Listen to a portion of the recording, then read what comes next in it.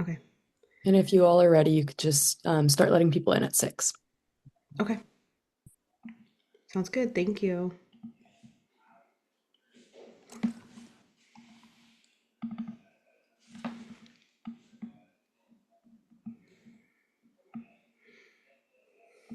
Okay. I think I'm just going to go ahead and click start webinar. And then here we go. It's 6. Okay. Welcome, everyone. Good evening. Hello, hello. Thank you for joining us this evening. You are in the Local Community Benefits Fund Round 1 informational webinar for Richmond and surrounding communities.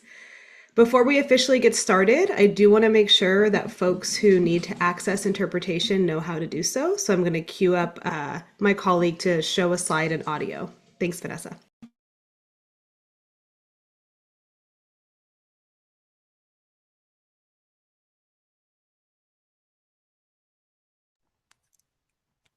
Let's try that one more time.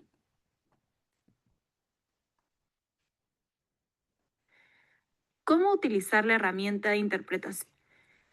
¿Cómo utilizar la herramienta de interpretación? Well, I can definitely walk us through it. I don't think that you can hear my audio, pero para los que necesiten interpretación esta noche, pueden acceder a la interpretación yéndose al icono del mundo que van a encontrar en su barra de menú que está abajo de su pantalla o tal vez arriba de su pantalla y seleccionar el lenguaje español que vamos a tener disponible el día de hoy. Vamos a tener interpretación por toda la presentación, si lo necesitan, está disponible. También lo tenemos las instrucciones disponibles en las pantallas. Wonderful. Thank you so much, Vanessa. And good evening, everyone. Thank you for being here. We appreciate you joining the Local Community Benefits Fund Round 1 informational webinar for Richmond and surrounding communities. My name is Mona Abood. I'm with Interethnica. We're really honored to partner with the Bay Area Air District and support their Community Investments Office on this process. This webinar is being recorded and will be posted to the Air District's website, as well as shared with all the registrants of this meeting. Before we dive into the material, I want to do some quick housekeeping while folks are still signing on. First, I want to introduce the team. So with Interethnica, I'm joined by my colleagues Vanessa and Faith. Vanessa will be supporting the presentation tonight, and Faith is here to help with your technology and accessibility needs. So feel free to chat to Faith if you have any questions. We also have Ari Sembrano from the Environmental Protection Network with us, also known as EPN. Ari's here representing the technical assistance team that's available to support applicants throughout the application period. And most importantly, Emmy Wang from the Bay Area Air District. Emmy is the officer for the Community Investments Office and the lead for this program. I'll be helping manage questions throughout tonight. So you have a Q&A bar at the bottom of the Zoom window, and I encourage you to submit your questions as you have them. You don't need to wait until we get to the Q&A part of the agenda, and we'll do our best to answer as they come in. I'll respond live as time allows, and anything shared verbally or in response to your questions tonight is really meant to be helpful, but we will provide a written response after this meeting and make that accessible for everyone, and those will serve as the official responses to your questions. We did review all of the questions that were submitted with your registration forms, and those registration questions were responded to. I do want to say if we do not have time to get to everyone's questions this evening and you see a lot of questions in the queue, I still encourage you to submit your questions. I apologize if we can't get to it, but we will provide a response in writing. We want to reserve the chat for essential messages only, so you can chat to Faith or myself throughout the webinar, but Emmy, Ari, our interpreters, and Emmy will not be checking their chat messages.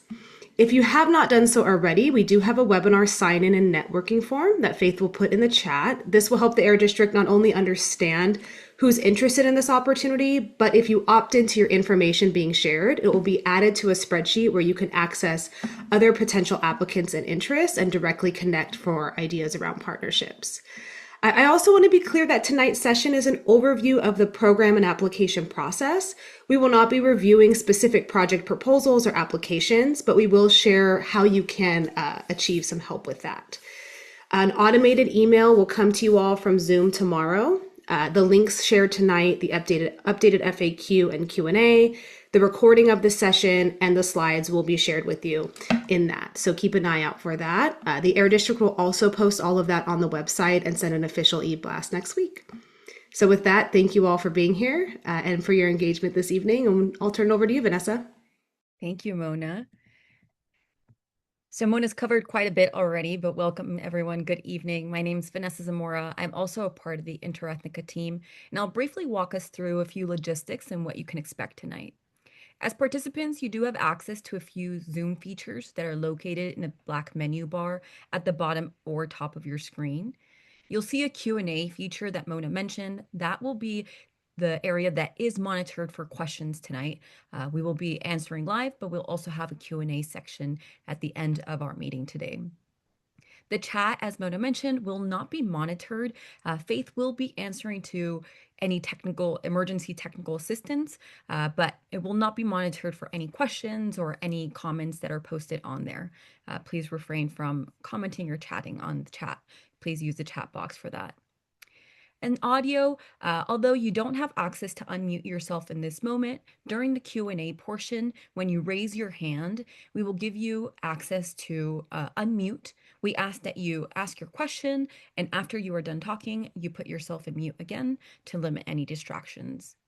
You can raise your hand again through the menu bar of your screen, and that you can raise your hand directly on the Zoom access. For technical assistance, again, we have our colleague Faith here that will be answering to text messages or emails. You can text directly to the number on screen, that is 415-340-1269, or email support@interethnica.com, and we will assist you with any technical support you may need. You will also see some chat messages from Faith. She will be posting links as we mention them, and also helpful information throughout the webinar. Next, I want to quickly review a few participation principles to help us make sure that today's session runs smoothly. Some of these have already been covered, but first, this webinar is being recorded and will be posted online. You'll also receive this information in an email after the webinar. An FAQ with the questions and responses will be posted next week. You may submit questions using the questions box as mentioned. And again, please mute yourself when you're done asking your question or if you're not speaking to limit any distraction. Lastly, we know technology can be unpredictable, so we appreciate your flexibility and your patience if we encounter any minor technical issues. If there's anything we can support you with, again, we have our technical assistance team. Mona mentioned this in her portion at the very beginning, but we did send out a webinar sign-in and networking form. If you have not done so already, we'll give you a few minutes to scan the QR code or follow the link on the screen. It's also been posted in the chat. We ask that you please complete this form before leaving today's session. This will help the Air District understand who is interested in these funding opportunities and will also be an opportunity to share more resources. Give you a few minutes here, maybe 1 or 2 minutes to complete or scan the QR code for those that have not completed this form.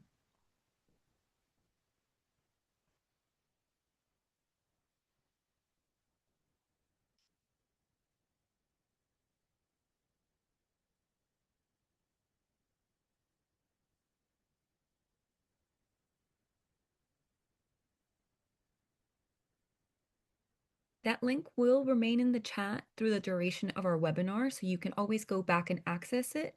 And it'll also be included in your post-webinar information so that you can access it if you need to complete it afterwards. Again, we ask that for those that are participating and registered for today, we ask that you complete that form. Okay. And lastly for me, I'd like to walk you through what we'll cover tonight. Tonight's session will begin with a background on the Air District and Local Community Benefits Fund. It'll be followed by eligibility and application requirements. Then we'll review the grant opportunities, available funding, and timeline, and share information about resources and technical assistance that's available for applicants. We'll close this session with a Q&A portion to address the questions that you've either submitted in this question box or that you'll be able to ask live by raising your hand. With that, I'll now turn it over to Emmy Wang from the Air District's Community Investment Office, who will walk us through the bulk of today's presentation. Great. Thank you, Vanessa. Good evening, everyone. My name is Emmy Wang. I am the officer with the Community Investments Office, responsible for overseeing the disbursement of penalty funds back into impacted neighborhoods. As you all are well aware, environmental justice communities have long demanded that penalties paid by polluters for violating regulations, air quality regulations, go back to those same neighborhoods.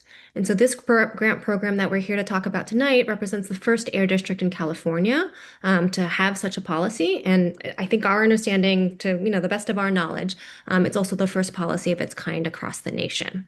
So we're very excited to be here with you tonight and to kick off and see so many of you here. And so first, I will start with some background and overview on the grant opportunity and the air district. Great, thank you. So just a little bit of background on the Air District. The Air District was formed in 1955. We have a jurisdiction over the 9-county Bay Area and a mission to improve air quality to protect public health, reduce historical and current environmental inequities, and mitigate climate change and its impacts. And then next, a little bit of background on how we got here to this grant opportunity. So the Air District collects penalties from entities that violate our air quality regulations. In May of 2024, the Bay Area Air District adopted the Community Benefits Penalty Funds policy to direct resources back to the communities where violations occurred. In addition, some facilities also commit to providing mitigation funds to improve air quality in the communities affected by their violations. The Community Benefits Penalty Funds policy and related funds have generated over $124 million to date. Next slide, please. Great, thank you. So penalty funds and other funds from enforcement actions are administered through what we are now calling the Bay Repair Program. Bay reinvesting penalties for air improvement and resilience. Funds are allocated according to we lost the slides, I think. Let's see. Yeah, perfect. Okay. Funds are allocated according to a funding formula. So after meeting a predetermined threshold and split for specific penalty amounts, 80% of funds are allocated to the local Community Benefits Fund. The largest portion of funds to date have been allocated to Richmond, Benicia, and surrounding communities. And so that's why we're focusing this first round of grant funding on those areas. In addition, 20% of funds are allocated to the Regional Community Benefits Fund, which is intended to distribute funding throughout the 9-county jurisdiction of the Bay Area Air District. I know many stakeholders are also very interested in that program. The structure for that program has not yet been developed, and we anticipate beginning work on that program framework later this year. So please stay tuned. Okay. Moving into the program goals specifically for the Local Community Benefits Fund. The Local Community Benefits Fund reinvests in the specific communities affected by the air quality violations that led to the penalty. We've outlined 3 core goals for the program. The first is programmatic, so we want to see projects that reduce air pollution or mitigate air pollution impacts, improve public health outcomes, and then build economic resilience for a just transition away from the harmful effects of a fossil fuel-based economy. The second is around the kinds of projects that we want to see, which is to advance integrated projects to holistically meet community needs. And then the third is around the how, to strengthen community-led and collaborative solutions. So from here, I'll talk about the eligibility and application requirements for this grant. So eligible communities are those located within the Path to Clean Air Community Emissions Reduction Plan area, a designated Assembly Bill 617 community. This boundary was established through a formal process under Assembly Bill 617. The Air District nominated the PTCA area in partnership with community stakeholders, and then the California Air Resources Board selected it for the development of a SERP. This designation recognized the PTCA area as one of the most disproportionately burdened communities in the region, with cumulative air quality impacts and associated health disparities well above the Bay Area average. Therefore, we believe that using the PTCA boundary ensures that funding is directed to the communities that were publicly identified as bearing the most significant cumulative burdens and as the focus of community-driven emission reduction priorities. And so the Path to Clean Air area comprises a portion of the city of Richmond, San Pablo, and then several unincorporated areas in Contra Costa County. And next slide, please. So here you can see a map. This is a map of the Path to Clean Air boundary. And this is the eligibility map for the local community benefits fund for Richmond and surrounding communities. All of the communities within that overall purple boundary will be eligible for all three grant types, and which I will talk about later in the presentation.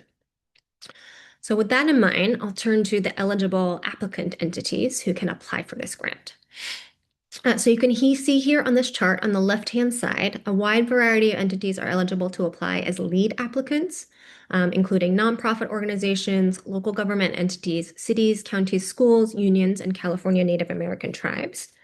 Eligible co-applicants then include the entities that I just mentioned, plus additionally for-profit businesses such as contractors, consultants, and vendors. On the lead applicant side, a lead applicant may apply for each of the grant types that I will go over in a minute, so seed, opportunity, and catalyst. And then the co-applicants, there is no limit on the number of applications that a co-applicant may join. Next slide, please. Community needs and leadership is central and core to this program. So projects must be driven by community identified needs, priorities, and solutions, and should address an environmental justice, public health, and/or just transition challenge. Then, to ensure meaningful community participation throughout the life cycle of the project, applications must include ongoing community engagement. This ensures that grant implementation continues to be shaped by community leadership and expertise. Next slide, please. So here you will see the Local Community Benefits Fund aims to advance two programmatic strategies. Each project submitted must advance and align with at least one of these two strategies: reduce air pollution and improve public health outcomes, or build economic resilience for a just transition. These are broad strategies that are in line with our mission as an air district to mitigate air pollution, while allowing flexibility for applicants to propose projects that meet multiple community needs. So in the next slides, I will go in more detail on each of these strategies. So this first strategy is really focused on reducing air pollution and air quality and health. The goals are to mitigate air pollution harm, address health impacts exacerbated by air pollution, and then identify opportunities for air pollution reduction. This means activities that may mitigate air pollution, reduce community exposure to pollutants, increase understanding of air quality impacts, or tangibly provide a positive impact to community health and well-being. Some project examples include activities such as indoor air quality improvements, air pollution monitoring, clean air technologies, urban greening strategies that provide air quality benefits, and promotores for asthma prevention. Then the next strategy is to build economic resilience that supports the transition away from fossil fuels and delivers critical benefits, such as benefits in air quality, public health, or a clean economy. In this case, eligible projects may promote high road economic development that ensures that high quality local jobs benefiting the environment and public health are created, as well as build economic resilience through planning and projects that deliver air quality and related health benefits. Some project examples under this strategy include activities such as workforce development and training programs, economic diversification initiatives supporting the transition away from fossil fuels, and attracting clean technologies, and then community planning to re-envision land use. Great. We expect to receive a range of applications that are going to have different activities and outcomes to meet diverse community needs. So for each project must include what we are calling a measurable outcomes plan, linking outcomes, milestones, activity, indicator tracking, and the budget. Measurable outcomes are defined as the specific result or change that occurs as a consequence of a project. And then after identifying outcomes, projects should then identify indicators that will be used to track progress towards achieving those measurable outcomes. So as an example, an outcome might be improved respiratory health in the neighborhood by 15%, and one indicator to track progress would be the number of respiratory health services offered. Okay.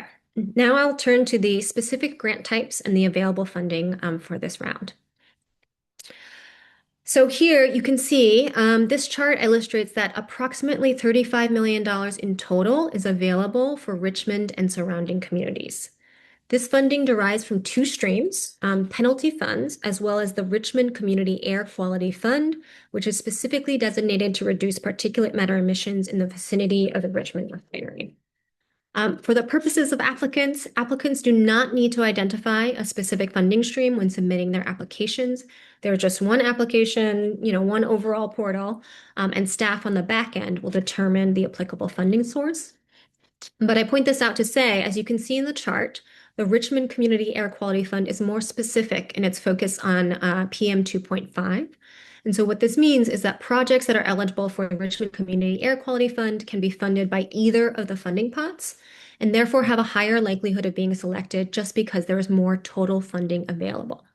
But in any case, all eligible project proposals responding to either of the originating funding streams are certainly welcome. Okay, next slide, please. So within the Local Community Benefits Fund, we've divided the program into 3 primary grant types. The goal of these grant types is to provide flexibility for different kinds of projects at different scales. I'll provide an overview of the 3 grant types here, and then the subsequent slides I'll go in more detail. So the seed grant ranges between $100,000 and $200,000 with a grant term of up to 2 years, and we anticipate awarding between 1 and 5 grants in the seed grant category. The opportunity grant ranges between $500,000 and $5 million,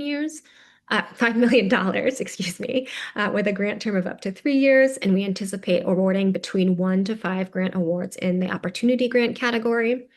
And then the Catalyst grant ranges between $10 to $15 million with a grant term of up to 5 years, and we anticipate awarding between 1 to 3 grant awards in the Catalyst grant category. All of the eligible communities that were previously identified under that map and under the Path to Clean Air SERP area are eligible for all 3 grant types. So next, I'll dive in deeper to each of the 3 grant types. So the seed grant is intended to fund smaller scale projects led by nonprofit organizations. The intent is really to be able to fund smaller scale and lower capacity applicants who would not be able to be funded by the other grant types. Each application should center on one project, and the opportunity is open to 501c3 nonprofit organizations only, and no co-applicants are allowed. As I mentioned, the grant term ranges between $100,000 and $200,000 with a grant term of up to 2 years. Next slide, please. In the middle, we have what we're calling the Opportunity Grant, which funds multi-stakeholder collaboration over either one project or multiple projects to ensure robust and community-driven implementation outcomes. So in this case, a lead applicant must partner with at least one co-applicant, and together they can choose to advance one project, or should they want to, they can also choose to advance multiple different projects. The grant size here ranges between $500,000 and $5 million, with grant terms of up to 3 years. Within the opportunity grant, we also wanted to make allowance for essentially re-granting and sub-granting. So opportunity grant applications may propose re-granting funds to other entities, particularly smaller entities with lower capacity. In this case, such re-granting proposals are exempt from the co-applicant requirement because that kind of partnership development comes through the sub-granting and the re-granting itself. In general, the re-granting must adhere to and be carried out in accordance with the overall grant guidelines, and the applicant must demonstrate overall management capacity sufficient to administer a re-granting process. Okay. And then the last category or the last type of grant that we have available is the Catalyst grant. The Catalyst grant funds multi-stakeholder collaboration over multiple projects that holistically address diverse community needs. So in this case, the lead applicant must partner with multiple co-applicants. The grant size ranges between $10 to $15 million. And given the total large amount of funding available, we are looking to see multiple projects being advanced by those multiple partnerships with a grant term of up to 5 years. Okay, and then just to go in a little bit more detail on the partnerships piece, as I mentioned, Opportunity Grant and Catalyst Grant applicants should collaborate across multiple sectors as relevant to systematically address multiple community needs. We believe that successful implementation of complex projects that meet multiple communities requires those strong partnerships. All applicants should have clearly defined scopes of work, make substantive contributions to project implementation and outcomes, and then receive budget allocations that align commensurately with their scope of work. For Opportunity and Catalyst Grant applicants, the lead applicant will administer sub-awards to co-applicants to implement project activities and will be responsible for overall grant performance, project deliverables, reporting, and the financial management of the grant. Seed grants, by contrast, do not have a co-applicant requirement and do not have co-applicants in order to reduce the management complexity of the grant. That being said, we know that seed grant applicants may have partnerships that they want to leverage for their work and for their projects. Our goal is not to disincentivize natural partnerships where they exist. So a lead applicant for a seed grant may engage other appropriate partners as subcontractors as makes sense. Okay. And then I will move on to these last slides, which is around the application process and the timeline. We have a two-step application process. Step 1 is the lead applicant submits an application information form, which is linked on our website.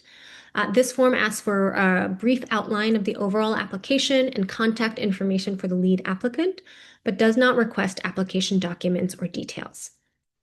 We recommend that the lead applicant submit the application form early in order to reduce the risk of technical difficulties. The lead applicant may submit the form as soon as they know that they will be applying without waiting for other application materials to be completed. Then, after submitting the application information form, the lead applicant will receive an email with an automatically generated unique application number and a link to a portal to upload application documents. It's very important to save this unique application number and the portal link so that when you are ready to submit your overall application and upload your application documents. Okay, next slide, please. And then once all grant applications are submitted, we will move on to the application review process, which consists of the following 4 stages. So first, Air District staff will review all applications to ensure that applications are fully complete and eligible. Then we'll move on to application scoring, where eligible applications are scored by technical and community reviewers. Technical reviewers will consist of stakeholders such as Air District staff, outside technical experts, and local government entities. Community reviewers will consist of community stakeholders who hold strong community knowledge and expertise. We expect to open the process to seek community reviewers later in the March timeframe, and so more details will be communicated then. In addition, should the eligible community's geography overlap with an AB 617 community, as it does in the case of Richmond, at least one seat of the community reviewers will be reserved for an AB 617 Community Steering Committee voting representative. Okay. So then after applications have been scored by technical and community reviewers, Air District staff will review the highest scoring applications, considering criteria such as the grant type and available funding for each category, geographical diversity, and project overlap. Staff will finalize a recommended portfolio of projects for funding. And then lastly, that will go to the Air District's Board of Directors, who will consider the funding recommendations and make the final selection of projects. Okay. Here, you can see the next 2 slides will cover the scoring rubric for the grant and for the grant application.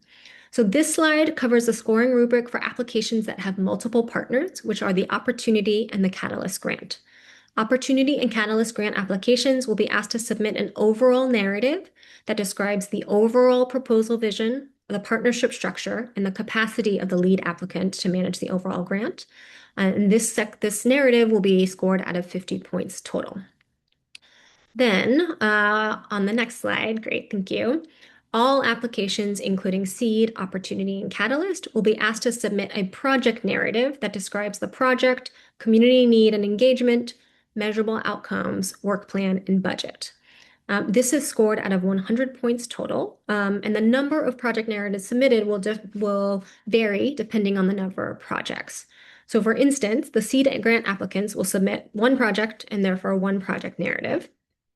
The Opportunity grant applications and applicants have the option to submit for 1 project or multiple projects, and so we'll be asked to submit 1 project narrative for every project included. And then the Catalyst grant applications are asked to submit multiple projects, and so therefore we'll submit 1 project narrative for every project included.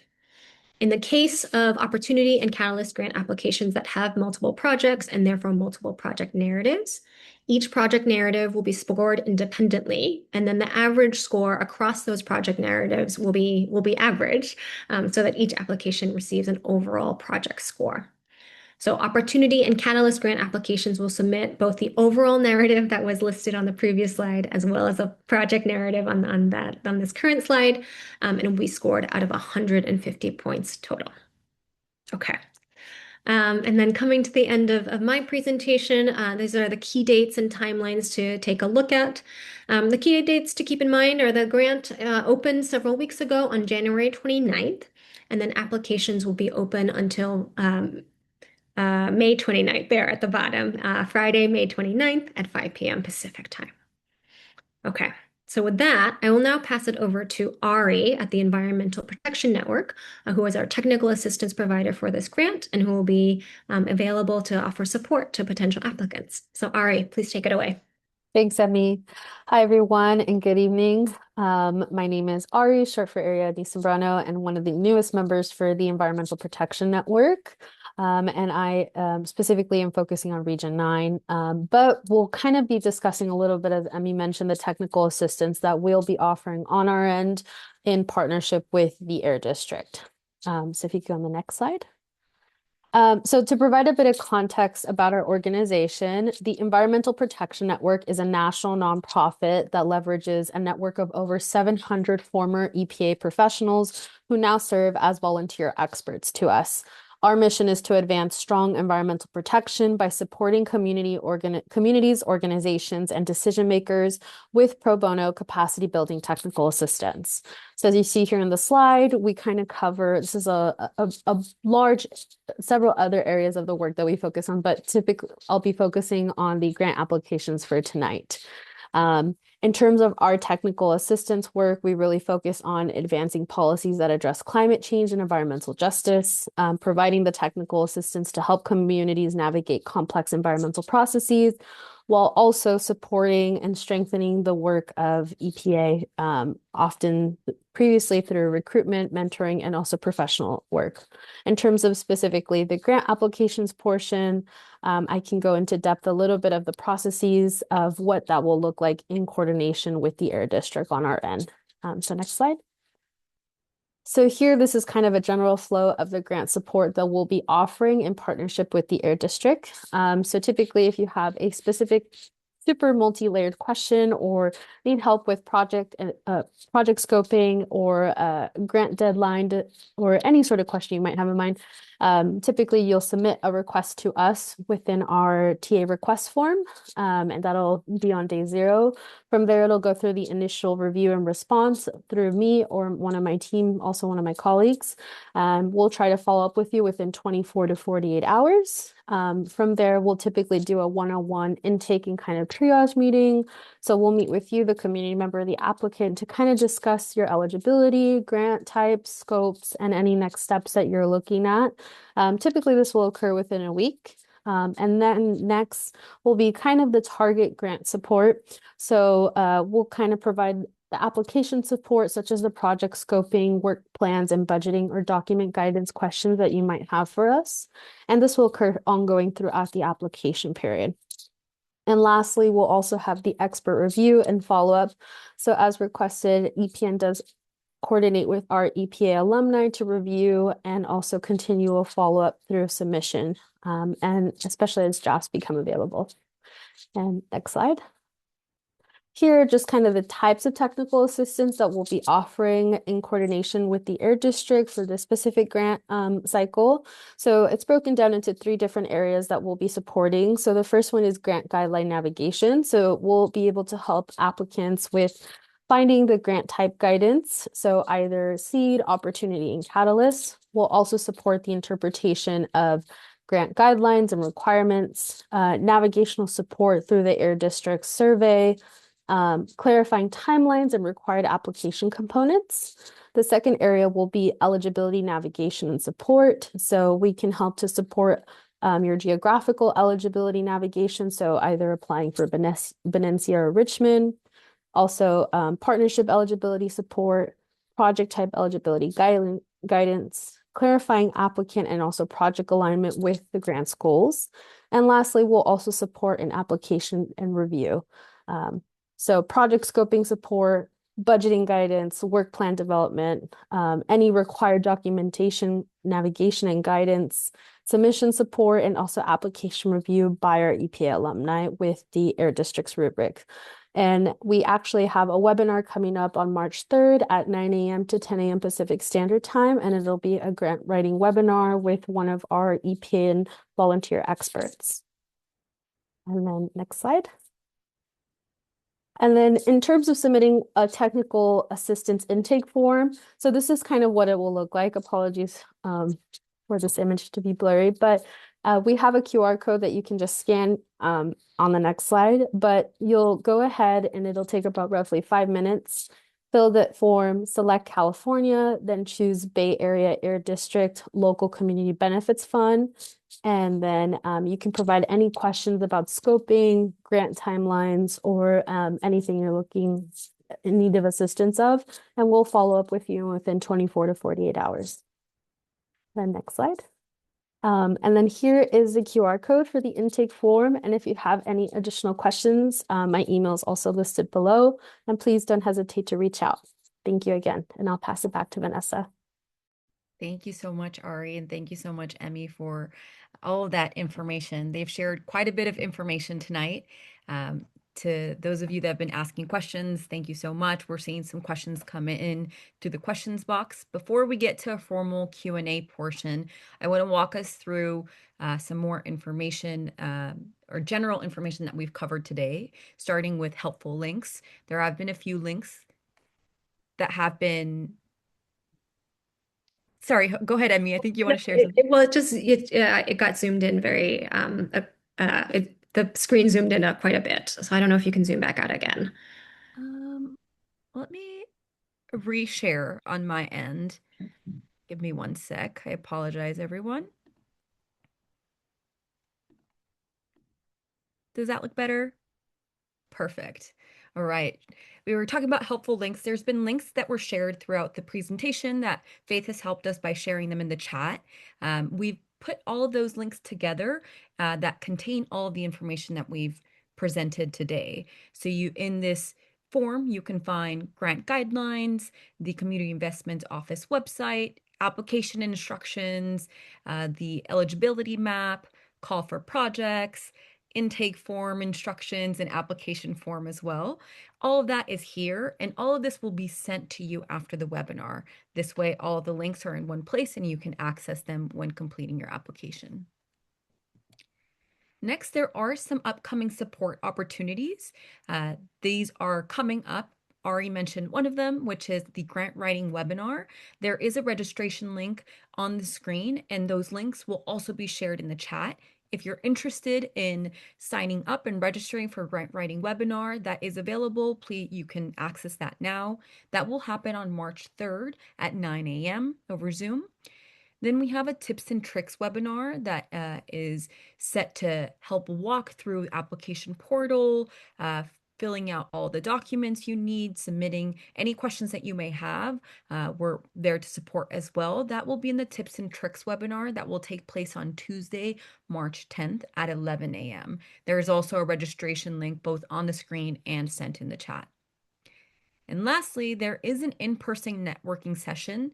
As you filled out the networking form and webinar sign-in form for today, you will see that you were prompted at the very end to let us know a time that works best for you, a time frame. We are working on confirming this event. We are holding Monday, March 16th with a time that is still to be determined based on your responses. When we have the details for this in-person networking session, we will go ahead and send that over email to all of you that have shared your information. We are just pending confirmation of it. And that is intended to support the networking process as you build partnership with each other, and also just ask any questions to the team that you may have. All right. And finally, for me, just reminding you all that you can stay informed and get more information by signing up for the newsletter at the Community Investments Office. You can follow the link that's on the screen or go directly to the Community Investments Office website, and you can scroll down on their page and enter your email address with that information, and you will be subscribed to know more as opportunities and information becomes available. And with that, I will hand it over to Mona, who will guide us through the Q&A portion. Again, continue submitting your questions in the chat box, and then we'll also take some live questions with raised hands. I'll hand it to you, Mona. Okay, we're answering questions as they come in, doing the best we can. Thank you so much for your patience. I know some are still in there. But as Vanessa mentioned, we're going to move into the Q&A portion of the session now, and we'll stay here until about 7:25 or 5 minutes till we end, or until the questions have been answered as best as possible.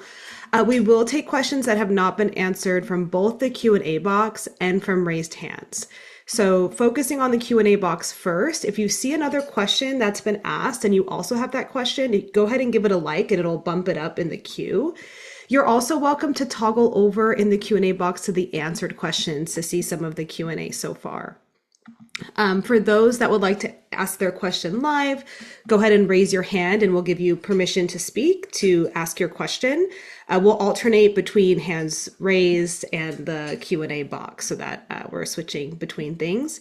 If you are asking your question live, please, if you're comfortable, share your name and organization before your question.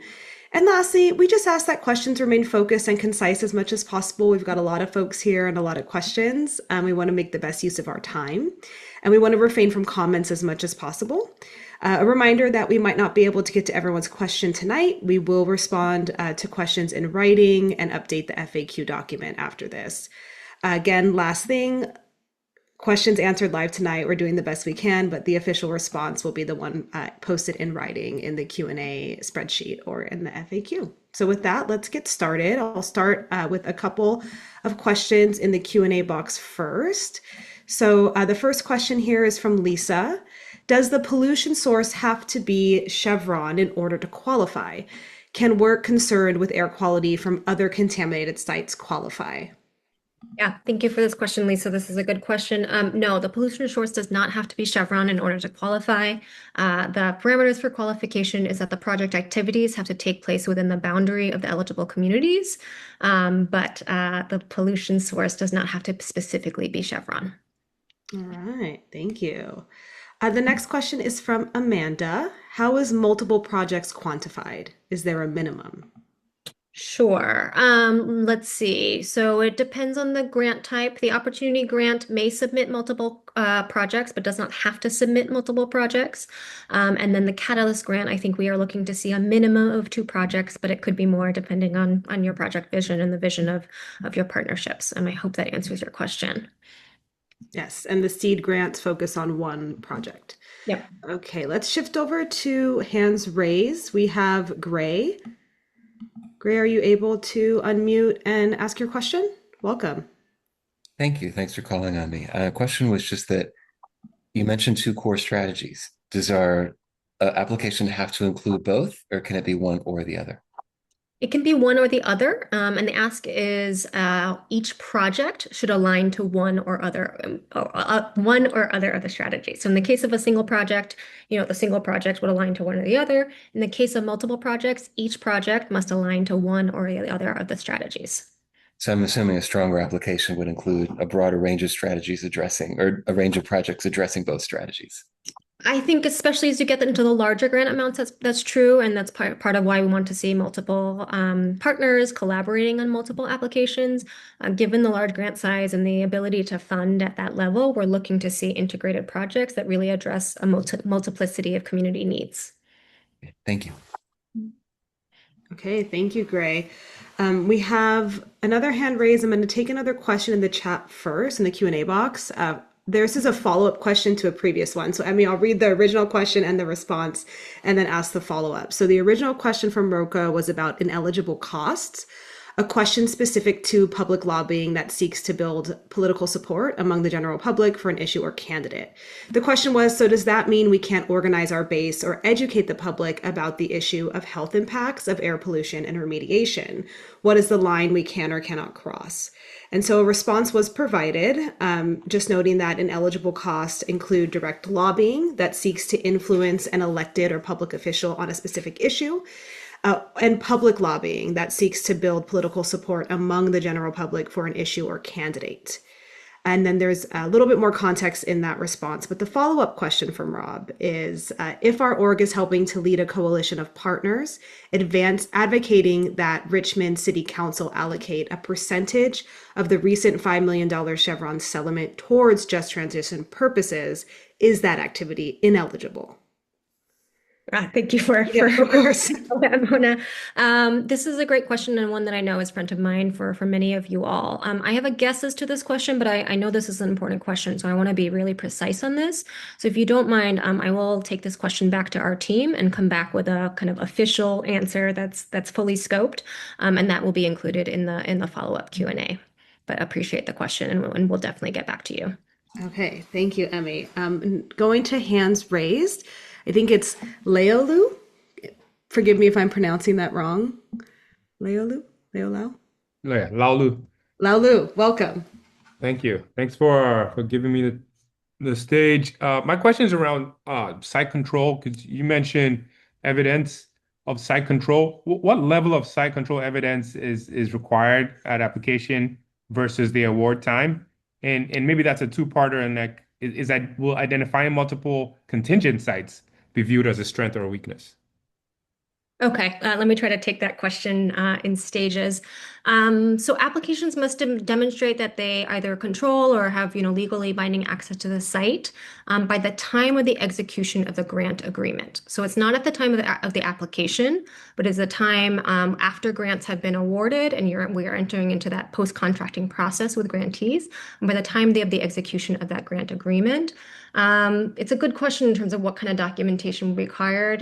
We don't have a list of kind of specific documentation that we would want to see. The application will ask for demonstration, essentially your readiness levels, to identify what kinds of controls or permissions or permits are needed, and then your kind of your progress on achieving that. So we'll take a look at that at the application stage, and then should a grant be awarded, we'll continue to work with grantees on making sure that all requisite permissions and permits are able to be advanced. Your second question, I think, was about, would multiple sites be a source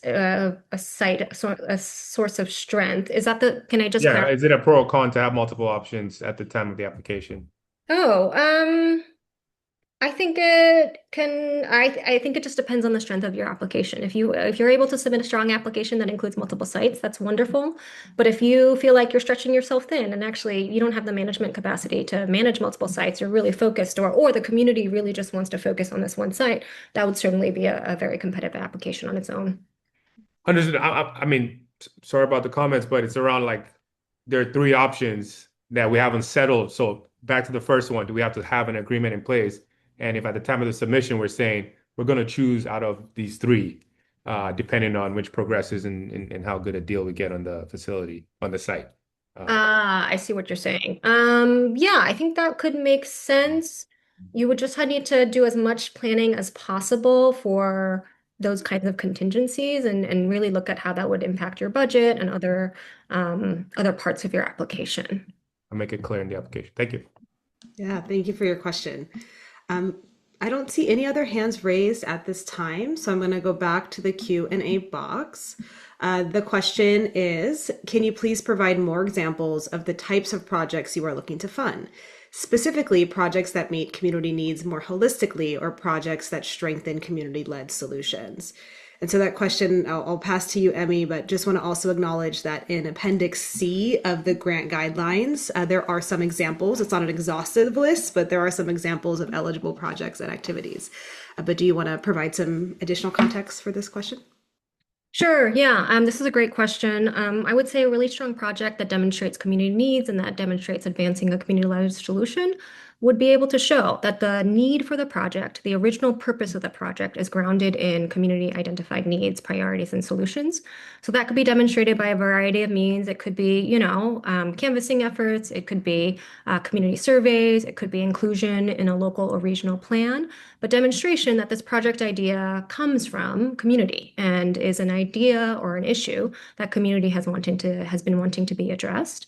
And then to see that carried through into implementation. So not only has the need been grounded in community, but community members, residents, particularly those from marginalized populations, continue to be involved or engaged throughout project implementation.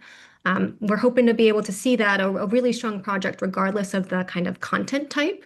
So regardless if it's a clean air project, an air monitoring project, a education project, an urban greening project, having that root in community identified needs and having continued community collaboration would show a strong project throughout.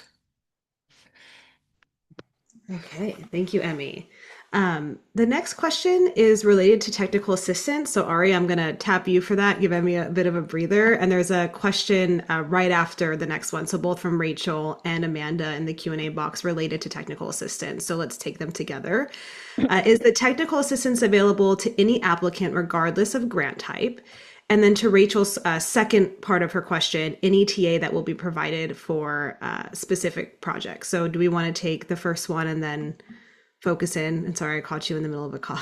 No, you're good. Apologies. Everyone, I'm a little under the weather, but caught the common cold. But yes, to answer the first question, so technical assistance is available to any applicant, regardless of the grant type. If there's a specific question you have about scoping, budgeting, that is what we're here to do. We're essentially in partnership with the Air District, and our services are pro bono, so they are free to applicants who are seeking to apply to the specific grant. In terms of the second question, Yeah, and that question's asking specifically, can you share more about the quantification you're expecting with measurable outcomes and any technical assistance that will be provided for that? So maybe for you, Ari, is there technical assistance to support the development or writing about measurable outcomes or quantifying them in the application? I'm going to say I believe so.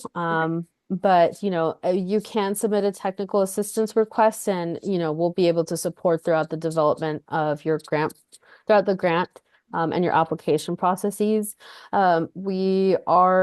Volunteer experts are there to help with grant development, so we can't support anything in terms of helping to assist writing on your grant, but we can to help assist with kind of like the scoping, and if you have specific questions in regards to that, and our volunteer can help with grant development. So I highly recommend you sign up for our webinar, and if you have specific questions about measurable outcomes and also quantifications, around the grant, that's something that he can help answer.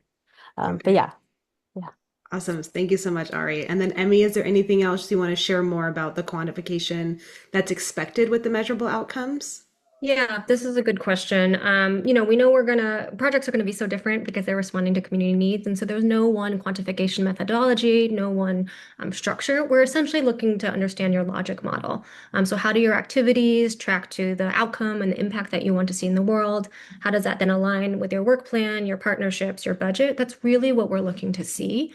And you can find on the website, in addition to the technical assistance, we do have a sample measurable outcomes plan, as well as essentially a how-to guide on developing measurable outcomes that can, I think, get you started.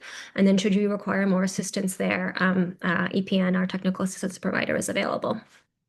Okay, awesome. Thank you. All right, we do have a hand raised. Aaron, are you able to unmute and share your question? Welcome. Thank you. You said that the opportunity level grants require a partner or a co-applicant, correct? That's correct, and the Catalyst grant as well. Okay, so I'm with the city of Richmond. Does that partner could that be another division within the city, or does that have to be another entity other than the city of Richmond? It does have to be a separate legal entity. Okay, and even if the scope of what we propose or we apply for is a large program that would have impact throughout West Contra Costa County, you're still going to require a co-applicant or a partner? That's correct. Okay. All right. Thank you. Thank you, Erin. We've got a ton of questions with some up likes, so I'm going to go in order of the one with the most up likes. This one's from Larry. Is there any local match or contribution required, and does this benefit in scoring? Local match leverage funding is not required, but it certainly will contribute to the strength of your application. So we'll be looking at overall sustainability of your application, feasibility of your application, and any match, whether that's monetary or in kind, I think would show to strengthen that you have additional partnerships, additional sources of funding. So it's only a bonus, but it is not a requirement for the grant. All right. Thank you, Emmy. The next question is from Susan. This one has now 4 up likes. I just saw that last one there. Does the project have to reduce air pollution to improve public health outcomes? Or can a project that works on improving public health outcomes not tied to air pollution be eligible to apply? This is a good question as well. We are really looking for projects that align to that nexus of air pollution and then public health outcomes. This is strongly correlated to our own mission as an air district. So as an air district, we have regulatory authority to regulate sources of air pollution, and so it stays within the bounds of kind of what we have authority to do, and also what we have authority to therefore grant out for. So we are looking for that connection between air pollution and then public health. Okay, thank you. All right, and then from Larry, are funds dispersed by Air District on a reimbursement basis, or are funds deposited to the applicant? A little bit of both. So most of the grant we are dispersing on a reimbursement basis. However, up to 25% of the grant may be distributed on an advance payment basis to applicants. So we're trying a little bit of both. Okay, thank you. And I see Kevin's hand is raised. Kevin, are you able to unmute and ask your question? Yes, good evening. Good evening. I have 2 questions. Full person, if there's a carbon that's from a project, the cost per unit of carbon equivalent might be compared to the penalty and what was charged for carbon equivalent emitted. I don't guess that you have a metric like that in mind, but if you did, it'd be interesting to know what your target cost per carbon, ton might be. Yeah, it's a good and interesting question. We do not have a metric in mind, and we do not have a target in mind, because the goals of the grant, I think, are to address air pollution, but to allow multiple ways of doing that. So we don't have a specific methodology, and we don't have a specific target in mind. Okay, thank you. And then the second question, in the case of a transportation, let's say renewable natural gas, negative carbon project, we would seek to partner with the nonprofit, the transportation agency. In the case of the wastewater treatment plant, to harvest their CO2 and their methane, we would partner with that department. But in the case of the landfill in Richmond, that's a private entity. Is the Air Board an exempt partner? I mean, would we have a possibility of partnering with the Air Board? Or I'm trying to imagine a nonprofit that would want to partner on that sort of a project. Oh, interesting. I don't think you would be able to partner by the Air Board. I'm assuming you mean us and or potentially. Yes, DAQMD, yeah. You would not be able to partner with us. We cannot give grants Okay. to ourselves. But another entity, maybe if CARB were interested or something else, that might be eligible. Oh, CARB directly. That's interesting. Potentially, I don't know if they would. Yeah, you would need to engage them. All right. Thank you. Yeah, and Kevin, if you haven't filled out the sign-in and networking form, please do, and you can list on there what types of partners you might be looking for, and then when that's shared, maybe there's some direct connection you can make on that spreadsheet to help. So appreciate your question. Thanks for hopping on. I don't see other hands raised, so I have one question with 2 up likes from Rachel. If one project addresses both strategies, will it only be scored for one of the strategies? And if so, how is this determined? No. Projects that address both strategies are also equally great. Essentially, in the application in the project narrative, you'll be asked to identify which strategy your project aligns to, and it could be one strategy or it could be multiple strategies. And depending on what you choose, then the rest of your narrative will ask to kind of demonstrate, okay, to what degree does your project align to those strategies and advance those strategies? And that is what the reviewers will be looking for in terms of scoring. Okay, thank you. And thank you for the question, Rachel. From Adam, what was your purpose and or intent with the requirement for opportunity grants to have co-applicants? So both the opportunity grants and the catalyst grants have a co-applicant requirement. I would say this came from a couple places. I mean, I think we believe pretty deeply that complex neighborhood problems require multiple perspectives and multiple sectors coming together to achieve a solution. And particularly in terms of communities and neighborhoods that are really facing multiple sources of pollution, multiple burdens, that they're having more different perspectives in the room and different kinds of entities. So say a community-based organization, potentially with a research entity, potentially with a service provider, that really brings a robust project and application. We've also looked at some of the precedent of grants that have existed in this space. So we've looked at the Transformative Climate Communities Grant at the state of California that has a co-applicant requirement. We've also looked at the EPA's, this is under the Biden administration, the Community Change Grant, which also has a co-applicant requirement. So we've also, I think, are trying to build upon the precedent that's been set in some of the other more progressive spaces of grant making. Okay, I'm going to keep us moving along. I don't see hands raised. From Garrett, with the opportunity grant, you mentioned that if we have partners, we do not need co-applicants. Would fiscally sponsored projects of the organization count as those partners? So for opportunity grants, the lead applicant must partner with at least one co-applicant, I believe. Do you want to add more context to that, Emmy? And I could also bring up our Q&A, our FAQ on the fiscal sponsors if it's helpful. Yeah, so I think this is a little bit of a two-part question. So just to clear any confusion, the opportunity grant does require co-applicants, at least one co-applicant. There is an exception, which is that regranting portion, which might be confusing. The intent of the regranting for opportunity grants is for if there were an entity within the Richmond and surrounding communities area that had the ability to regrant at scale. So for instance, if they could apply for $5 million, but they had the ability and the capacity to regrant out to say, I'm pulling numbers from air, but 5 to 15 local partners. We see that as a great way to be able to reach lower capacity sub-grantees. And so that's why we included that requirement. I can see now how that's a little confusing, so I apologize for that confusion, and I'm happy to go over it, in more detail. But they are really it's an exception to the rule. So the majority of opportunity grant applications will be required to partner.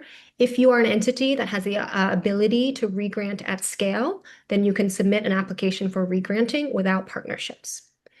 So that's the first piece. And then the second piece in terms of the question, would fiscally sponsored projects of the organization count as those partners? The answer to this question is no. So a fiscally sponsored project, sorry, now I'm getting all turned around in my head too. Yeah, I could chime in a little bit, and I'm just reading off the FAQ here. So the fiscal sponsor and the fiscally sponsored entity would be considered one overall entity.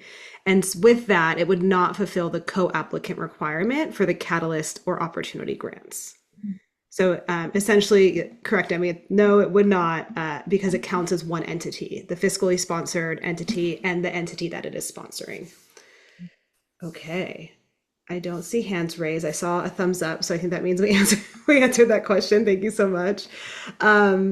No hands raised. So next question, can the pollution reduction come from GHG and or fossil fuel displacement from renewable energy project development? And if so, are all capital and or equipment expenses eligible for funding? Yes. Pollution reduction from greenhouse gas emissions is certainly an eligible kind of project activity or project scope. And you can find examples related to that in the appendix, as well as in the body of the guidelines itself. And then, yes, capital equipment expenses are eligible for funding. I think expenses over 5,000 will be asked to be itemized, but yes, items, equipment related to the project, aligning with the grant goals are eligible for funding. Okay. Thank you. I've just received 2 up likes on 2 different questions. So the order changed a little bit if you're looking at the Q&A box. We'll start with the one from Joyce. Can improving community health and well-being include education, mental health, and social outcomes? Yeah, good question, Joyce. This is I'll just be transparent and say this is a tricky one, right? I think we're trying to be flexible and amenable to a wide variety of project types. I think the advice that I will give you is the core nexus we are looking to see is related to air pollution and public health. So, should the community health and well-being activities have a clear nexus to that air pollution, I think that would be an eligible project type. This might also be a good place as you are scoping out your project to engage technical assistants who could go in more detail on your question. Okay, thank you. I just saw a hand raised, but I'm sorry, my Zoom window is not allowing me to see who. If we can allow the hand raised to speak. Oh, there we go.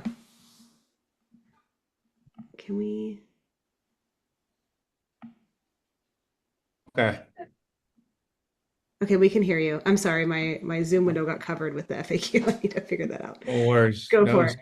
confusing for me too. Okay, Lalu here again. My question is around like a multi-project proposal. What signals indicate that it's coherent if you have multiple groups? What are you guys looking for to make sure that it's a coherent kind of catalyst eligible conglomerate? Yeah, so for a project that has multiple applications and multiple partners, applicants will be asked to submit an overall narrative. And so that is your space to talk about why these projects fit together, how they're addressing either aligned community needs or intertwined community needs, how the partners intend to work together, how the lead applicant has a management capacity and fiscal capacity to be financially responsible for the grant. So that narrative section is probably your best bet in terms of demonstrating the strength and coherence of a multi-project application. Thanks. Do you have any preferred metrics or things we should keep in mind, or is that secret? It's certainly not secret. I think we're trying to take a swing here by not having a defined methodology or defined metrics, because we know that communities have lots of different needs, and there are a lot of different, there are a lot of different outcomes that I think we want to see from these kinds of projects. So there are no defined metrics. There's no secret sauce. I would say the metrics should they should make sense within the universe of your project. So if your project is around, around air quality monitoring, the metrics should be associated with that. If your project is around asthma education, your metrics should align to that. But there's certainly no secret rubric that we have on the back end. It's too complicated to build metrics for everything. Understood. Thank you. All right, thank you. I also saw that question in the Q&A box, so I'm going to mark it as answered as well. The next question we have is about reporting, Emmy, and I could take this a little bit from the grant guidelines, and then feel free to add more color to it. So the question is, can you speak a little bit more about reporting requirements if selected? And so in the grant guidelines, it does talk about reporting. It says that at minimum, grantees will submit semi-annual progress reports and one final project summary report. And those reports will include things like accounting statements, expenditures, demographics of end recipients, and a narrative demonstrating progress towards project goals and objectives. The reports will be used for the Air District to analyze their investments and assist in shaping future grants. There may be additional asks for grantees to participate in different kinds of evaluation activities or peer-to-peer learning. But I think that the details of what components are within those reports would likely depend on the project. Emmy, is there anything else you want to add about reporting requirements? Thank you, Mona. I think that's really helpful. I think I will probably leave it at there. You know, on the back end, we're starting to develop some of the other pieces of grant management as you all are applying. The guidance that is in the guidelines is probably the best place to look. Awesome. Thank you so much. Okay. Question from Adam. We have a nonprofit school looking to implement solar and heat pumps with particulate filtration to reduce annual operating costs, reduce emissions, and improve indoor and outdoor air quality for students in the winter and summer. This project doesn't necessarily require broader community input outside of the school families that have discussed it and decided this is a good path forward. In the scoring of the application, would this level of community input receive a good score, or would you prefer we solicit greater community input and reporting? Thank you for that question, Adam. Yeah, I mean, I think in this case, right, I think you're making an argument that your community is the nonprofit school community who has identified a community need in this regard. So, for the purposes of application submission, you know, I think that is, yeah, I think that would be perfectly eligible and probably compelling depending on the strength of your application narrative. That's I think how I would respond to that. Okay, thank you. And another question from Adam that's received an up-like. Given that the grants are for reimbursement, can the grant cover loan interest required for the initial cost? This is a great question. I do not have an answer for you at this time, Adam. So let me check back with our team, and we'll make sure to provide an answer in the written Q&A document. But thank you for that. Yeah, thank you, Emmy. Great question. I'm not seeing hands raised. We've got 5 more open questions right now. The first one is, do all funded construction projects under this opportunity need to meet California's prevailing wage requirements? Yeah, so we're hoping to see projects maximize benefits, and that includes economic benefits and benefits to the local economy. And so projects that meet California prevailing wage projects would certainly be kind of prioritized and eligible. We do talk about a little bit about this in the guidelines document itself in the appendix. So that's where you can find that reference. Okay. We're going to keep moving along. Thank you, Emmy. From Juliana, for projects with multiple benefits, such as urban greening that both reduces local PM 2.5 and reduces heat island effect, would highlighting those additional benefits improve an application, or should the focus stay on air quality and health? Yeah, that's an excellent question. I would say it would improve a project application. So we're recommending that applications identify, you know, in the ballpark of kind of 3 to 5 different measurable outcomes. And so if one of those really focused on that air quality and health piece, but then of course there are other benefits that come with that, I think that would be compelling. Sorry, I was on mute. Thank you, Juliana. Thank you, Emmy. From Rachel. So to clarify my previous question, after reviewing the sample measurable outcomes plan on the website, are you expecting completed GHG calculations as part of the measurable outcomes if GHG reductions are identified as a measurable outcome, such as planting trees? Let's see. Yeah, I think this is a little bit of a nuanced question. So you should be able, in identifying measurable outcomes that your project seeks to address, you should be identifying outcomes that you are able to track over the life cycle of your grant, or have plans to be able to track over the life cycle of your grant. That being said, we know some of this is quite tricky, including GHG calculations. So our intent is once we get to the grantee level and are working with grantees on their projects, we hope to be able to work with a third party, or maybe it's our staff, to kind of help applicants level set, strengthen, and standardize their measurable outcomes at the outset, and really develop a plan for tracking evaluation of those indicators over time.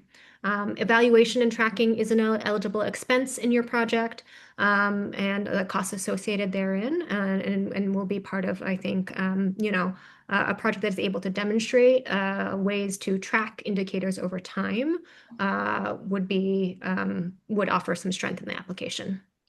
Okay, thank you. Thank you very much. We have a question from Philip about the number of attendees. I think my colleagues are trying to answer. Folks have been coming in and out. We've seen the number go up and down, but we did have over 180 registrations, which folks do know that they can access the recording after. So not everybody may have attended. The next question that we have, I'm not seeing any hands raised, so staying in the Q&A box here, Emmy, is there an overhead percentage allowed? So we allow for indirect costs. So we define indirect costs as general costs of operation, such as rent, utilities, administrative staff, insurance, and legal services. And those kinds of indirect costs, are allowable up to 15%. That can be found within the eligible and ineligible costs section of the grant guidelines. Yeah, perfect. Thank you. And the next question sort of follows this. How should lead applicant administrative costs be included in the application? Would this be its own project? It would not be its own project. We would ask you to include it in the project-specific budgets submitted with the application. Okay. And that covers all of our questions that have been received. Great work on that. Quick ones there. I also want to let folks know you can look at the answered questions in the answer tab of the Q&A, and we will be updating the FAQ within the next few days related to the questions we've received in both tonight and last night's webinars. And there is a spreadsheet that will be posted that lists all the questions with their written responses for transparency there. I do see another hand raised. Kevin, are you able to unmute? Welcome back, Kevin. Thank you. Can you hear me? Yes, we can. Okay. Yeah, this is the last question. It's kind of a throwaway question. I'm sure the answer is no. National Renewable Energy Lab, kind of rates risk for new technologies, and it's called a technical readiness level. And I wouldn't invest or ask a partner to invest in anything less than TRL 8, for example. But there are some new technologies for heat pump and demand controls and such. I wonder if there's an appetite in this procurement process that you're really operating here for any kind of higher risk technologies that most people wouldn't dream of investing in, or is the appetite really just for proven technical readiness, period? That's a really interesting question, Kevin. I think in general, kind of zooming out from the specific project type that you're mentioning, we are looking for projects that can be implemented within the grant term and that can achieve the measurable outcomes identified in the application. So that's really the kind of standard and kind of what we'll be looking for as reviewers. We will, as part of the review process, the goal is to be able to recruit our reviewers who hold some of the content expertise that we expect will come in the applications.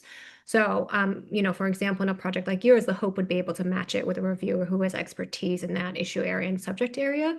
And they would, I think, be able to judge your application or an application like that on its own merits with more expertise in mind. But in general, just zooming out a little bit, I would say, yeah, we're looking for projects that can be implemented within the grant term, are driven by community identified needs, and that can achieve the measurable outcomes as identified in the application. Thank you, Emmy. I mean, we're not talking about monkeys on bicycles. These are major air conditioning and HVAC companies that are willing to back their performance, but they're brand new, and it's coordinating with the utilities on, demand setting so that utilities actually can control these heat pumps. So as you talk about other air districts adopting these kinds of programs, this is a scalable opportunity, but it's just so new. I don't, even venture funds would have a hard time looking at it. Okay, that'd be great. Thank you. I'll focus on that expertise. All right. Thank you so much, Kevin. I did see one more question come into the Q&A box related to the indirect cap. Does this 15% indirect cap supersede a federal NICRA or NICRA? Can you define NICRA for me? Yeah. No, I cannot off the top of my head. I mean, in theory, I know it's related to federal granting or federal awards with their limit, but quick Google search, yeah, it's the negotiated indirect cost rate agreement there. I think this might need to be taken back. Yeah, negotiate indirect cost rate agreement. The cap for this grant the 15% would still apply on the indirect cap. I don't know if it would supersede because this is not federally funded or related, but I don't know, Emmy, if there's additional information you could. Yeah, I don't know if I'm going to be answering the question to the questioner's satisfaction, but yeah, this grant does not take federal funding, is not funded by federal funding. So the 15% indirect cap for us is just a flat 15% cap. I know that my understanding is that NICRA has a complicated funding formula, so we are not requiring that kind of formula, if that is helpful. So perhaps even if the organization you're representing has a negotiated rate under NICRA, this would not apply here. The 15% is the cap there. Okay, and we will take it back and maybe provide a more clarifying answer if there is one for you all in writing. And thanks for typing in that clarification. And just to confirm, an attendee wants to know, is it one award per funding category? In terms of grant award, no. So we have essentially ranges of where we expect to be able to fund. So for the seed grant, we expect to fund between 1 to 5 awards in the Richmond and surrounding communities area. Same for opportunity grants, 1 to 5 expected awards. And then the Catalyst grant, I believe, is 1 to 2 expected awards, perhaps. Yeah. Yeah, and there's a range because it's anticipated depending on what the portfolio shows of the applicants and who scores high among there and things of that nature. Okay. All right, well, those are all the questions. Thank you all so much for your questions. I just want to give a couple quick announcements before we wrap up for the evening. If we can go to the next slide, thank you. I want to briefly highlight another upcoming opportunity that the Air District will launch soon. It's called the People's Air Grant Program. That program will focus on grants for projects that reduce air pollution and address public health impacts in impacted communities. More information will be shared soon.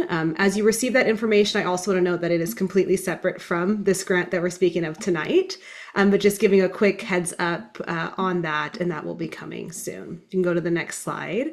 And then just to officially wrap us up, a couple of reminders. If you have not yet completed the webinar sign-in and networking form, please do so. That'll help us facilitate partnerships. There'll be a spreadsheet shared where if you said, yes, provide my contact information, all of the information will be there for you to contact folks directly.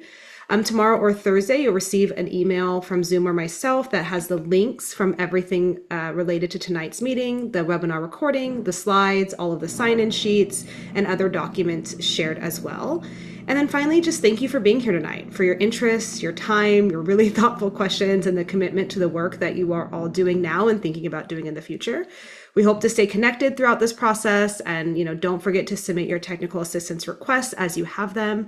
And finally, I just want to say thank you to the Air District, Emmy and EPN, and all of my colleagues for helping put this on tonight and navigate these questions. So with that, we'll end the webinar, and you're welcome to leave the room. Can you resubmit the survey if you want your information shared? I believe you can, but I will also send you my email. You can send me a message in case it blocks you from resubmitting, and I'll make sure we find a solution there. But thank you. Thank you so much, everyone. Have a wonderful evening.